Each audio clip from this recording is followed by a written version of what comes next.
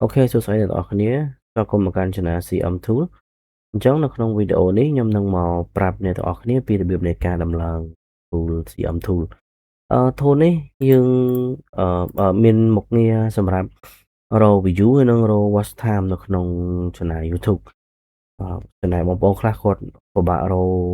watch time អីចឹងណាអ្នកខ្លះបងប្អូន watch time រក2ឆ្នាំអត់ទាន់គ្រប់អញ្ចឹង tool នេះយើងប្រើបានសម្រាប់ការរកម៉ោងនិងរក view ប៉ុន្តែយើងធានាថាអត់ធ្លាក់ view ទេដោយសារតែក្នុង tool យើងមាន build proxy ចូលបាទយើងមាន build proxy ចូលមួយទៅតាមក្រុមអញ្ចឹងរបៀបតម្លើងគឺអត់ពិបាកទេហើយ tool នេះខ្ញុំបានតម្លាក់ជូននៅខាងក្រោមអឺនៅក្នុង group Telegram របស់ខ្ញុំក៏នឹងចុចនៅលើ link ហ្នឹងទៅបងប្អូនអាចតម្លើងយកបានអញ្ចឹងបន្ទាប់ពីយើងតម្លើង tool មកយើងគ្រាន់តែមកស្ដាំលើវាមកហើយយកចូលមក option ហើយយកពាក្យថា extract file បាទ extract file ចេញជាប្រមាណ CM2 YT មួយខ្ញុំជួយបើកលើវាមកបាទពេលជួយបើកលើវាមក tool នេះគឺវាមានរូបរាងបែបនេះហើយតើតាអ្នកទាំងអស់គ្នាផ្ញើកូដនេះមកឲ្យខ្ញុំ activate ឲ្យណាបាទបើសិនជាអត់ចង់ឲ្យខ្ញុំ activate ឲ្យទេឬក៏ឆាតមកខ្ញុំអត់បានតបអត់បានចូលមកខ្ញុំរវល់អីអ្នកទាំងអាចចុចចូលនៅកន្លែងពាក្យថា buy license ចុច buy license នេះមកហើយយើង select មកយើងចង់បានប៉ុន្មានខែមួយខែ$10 3ខែ15មួយឆ្នាំ30អញ្ចឹងបើយើងយក$10យើងគ្រាន់តែចុច$មកហើយយើងយក15យើងគ្រាន់ចុច15មកយើង scan QR នៅនឹងទៅហើយនៅកន្លែង transaction ID នេះបាទចាំតិចយើងបញ្ចូលលេខID reference របស់យើងមកបើថាអ្នកអត់ចង់បញ្ចូលកន្លែងនេះទេយើងអាច upload QR upload transaction ដែលបានបាញ់លុយមកខាងខ្ញុំនេះ upload ចូលនៅកន្លែងនេះទៅហើយ submit មកនឹង tool នឹង auto activate ឲ្យហើយយើងទិញ3ខែគឺវា activate auto ឲ្យ3ខែអូខេអញ្ចឹងសម្រាប់អ្នកដែលគាត់អត់ទាន់ activate ឬក៏ចង់ activate តាមរយៈខ្ញុំផ្ទាល់ចុច copy link នេះមកផ្ញើមកខ្ញុំ activate ជូនហើយគ្រាន់តែប្រាប់ខ្ញុំថាយករយៈពេលប៉ុន្មានខែទៅខ្ញុំមើល payment ដែលអ្នកទាំងអស់គ្នាទូទាត់មកខ្ញុំខ្ញុំ activate ជូនប៉ុណ្ណឹងបាទអូខេឥឡូវខ្ញុំសូមសាកល្បងតេស្តខែអូខេអញ្ចឹងបន្ទាប់ពីខ្ញុំផ្ញើកូដនេះទៅឲ្យនៅក្រុម Telegram យើងគ្រាន់តែយកកូដនឹងមកផាសនៅកន្លែងនេះមក license key នេះមកណាបាទផាសមកចុច activate unlock tool មក tool ចាប់ដំណើរការ CM tool នេះ unlock success នេះណាអូខេអញ្ចឹងរូបដើម tool របស់យើងគឺមានបែបនេះហើយនៅលើ dashboard នេះអត់មានអីច្រើនទេនេះគ្រាន់តែ show ពី proxy account profile video ready អញ្ចឹងទៅខ្ញុំនឹងបញ្យល់អំពីរបៀបនៃការប្រើប្រាស់អញ្ចឹងចំពោះនៅកន្លែងនេះ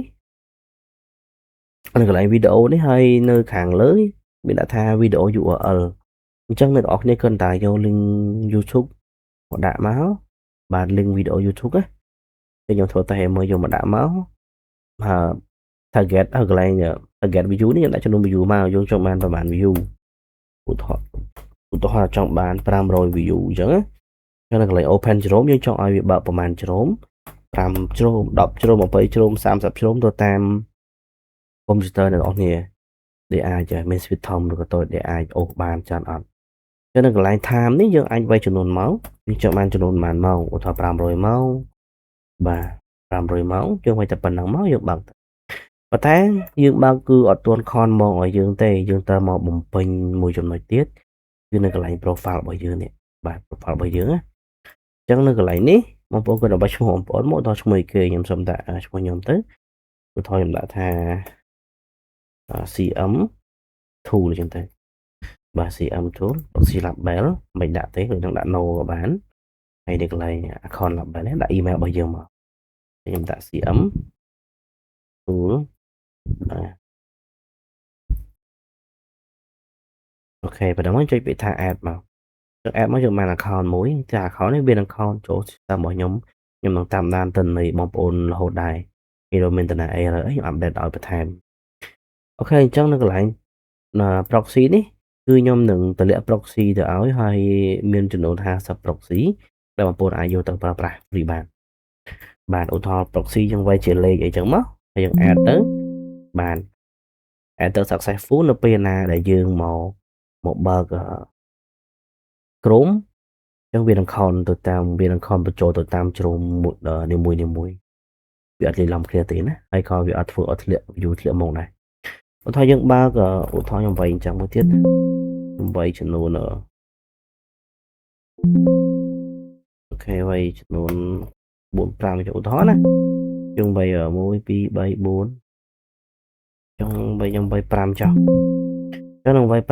5ហើយនៅកន្លែងការចាក់វីដេអូរបស់យើងគឺយើងទៅយក5ដូចគ្នាដែរបាន proxy ទាំងអស់នេះគឺវាខនចូល5ជ្រុំមួយអូតូម៉ាទិកណាបាទយើងមិនមែនដាក់proxy ទៅ5ហើយយើងមកបើកជ្រុំ10 20គឺវាគិតឲ្យតែ10 20ហ្នឹងគឺវាគិតតែ5ហ្នឹងទេបាទដោយសារ proxy មានតួនាទីសំខាន់ណាបាទចឹងដូចជាអត់មានអីបន្ថែមអត់មានអីច្រើនទេហើយនៅកន្លែងនេះ add email អីនេះយើងអាច add email យើងបញ្ចូលបានបាទ add email បញ្ចូលបាន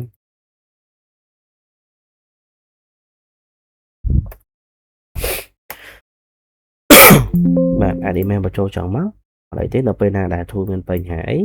ឬមួយក៏មានអីអាប់ដេតបន្ថែមខ្ញុំអានឹងតម្លាក់ជូននៅក្នុង email ឬមួយក៏ group Telegram ទៅបាទ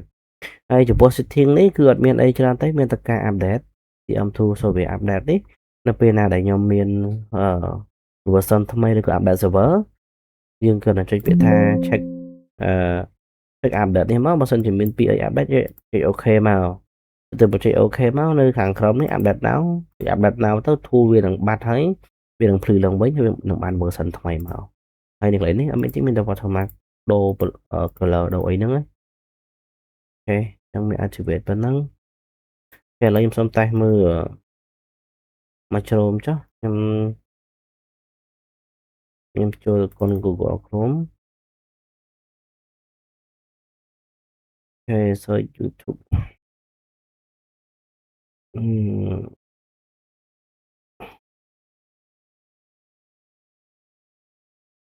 អូខេដាក់វីដេអូចឹងណាឧទាហរណ៍ចឹងយើងគ្រាន់តែអាស link ចូលហើយចំណាំផងមិនដាក់ proxy 5ចឹងឥឡូវនេះយើងយក view ប៉ុន្មានឧទាហរណ៍500ខ្ញុំបើកចំនួន2ចុះដាក់ចំនួនម៉ោងមកបាទចុចពាក្យថា start អូខេបន្ទាប់ពីយើងចុច start មកនៅចំណុចដំបូងយើងត្រូវចុច skip វាបន្តិចសិនណាហើយលើកចាំ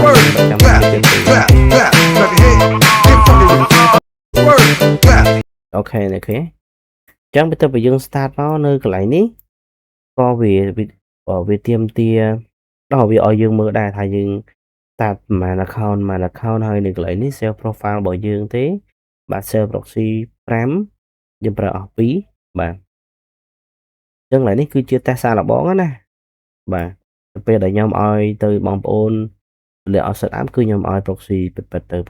ពិតប្រាកដទៅតែយើងមើលតែប៉ុណ្្នឹងទៅហើយយើងចង់ stop វាចុច stop មកវានឹងធ្វើការបិទ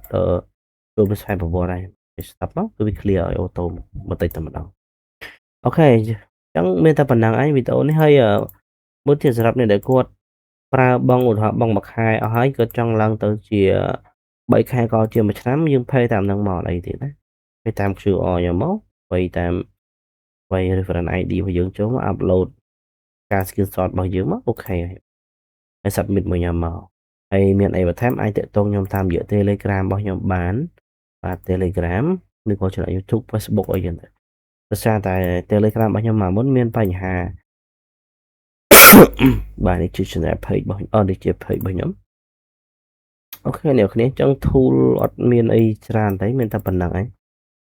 ការបង្ហាញ tool អរគុណចំពោះការទស្សនានៅវីដេអូមួយនេះជួបគ្នានៅវីដេអូក្រោយ